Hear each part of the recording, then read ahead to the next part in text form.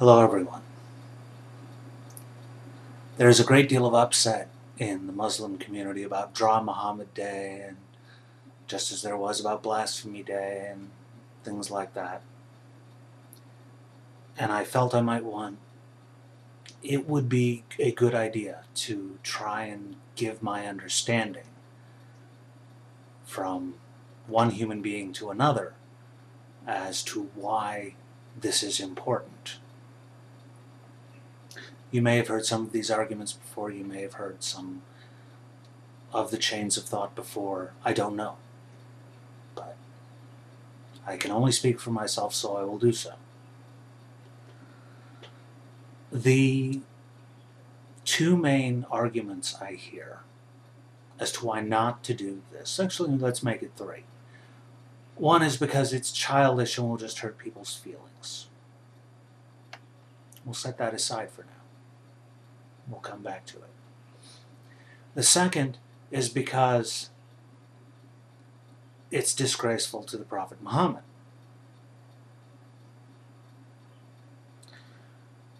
Well, many of the drawings are not disgraceful at all.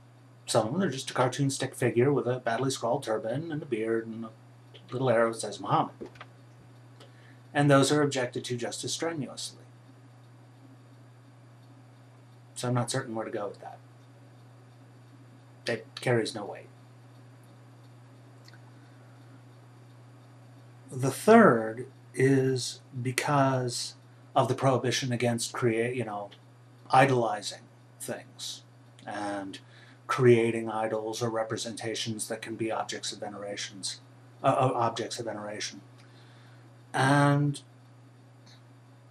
I understand that one a good bit better than I think you would like, because to me that doesn't hold water at all, because you have a prohibition on graven images, a picture of Muhammad, which is a symbol, but you have no prohibitions on words such as are in the Quran, which are symbols and which are venerated. So you can't make a drawing of Muhammad at all, but do not dare defile the Quran? That doesn't make sense to me. But that only covers why not do it, why I should not do it. Remember, I said I'll come back to the hurt feelings.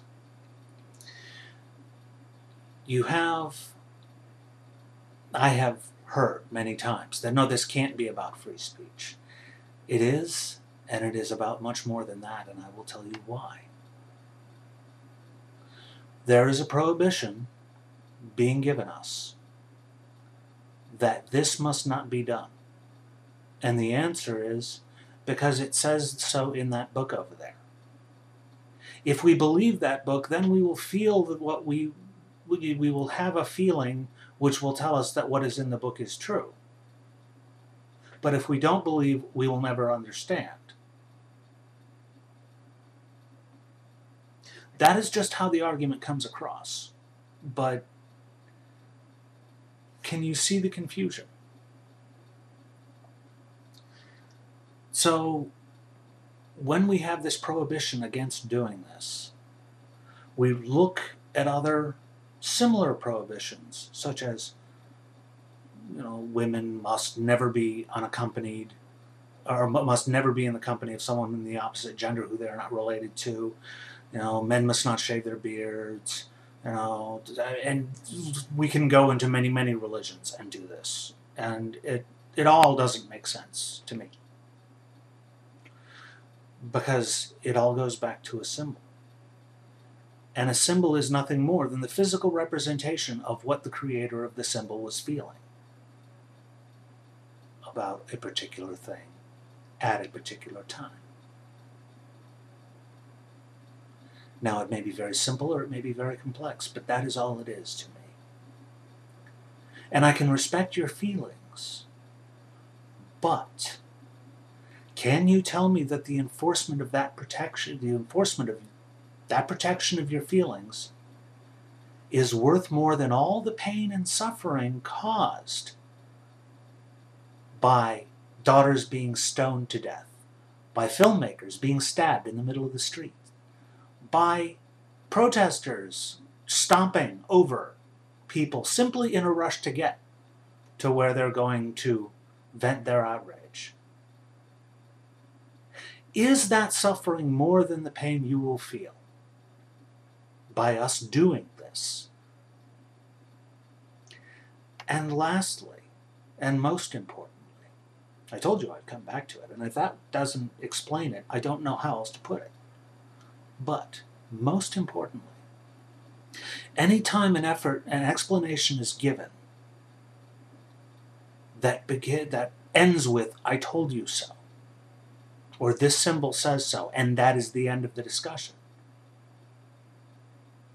this ends the furtherance of human knowledge. And as religions and institutions and ideologies have evolved, in the second and third generations, more of the people at the higher levels of these things will choose different things to apply that prohibition to, and claim revelation or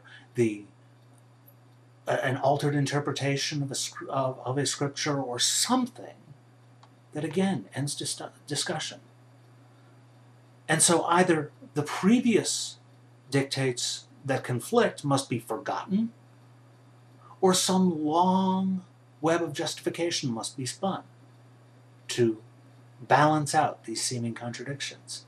And in each case, it leaves the next generation poorer in knowledge and less able to defend its ideas and convictions than the previous one.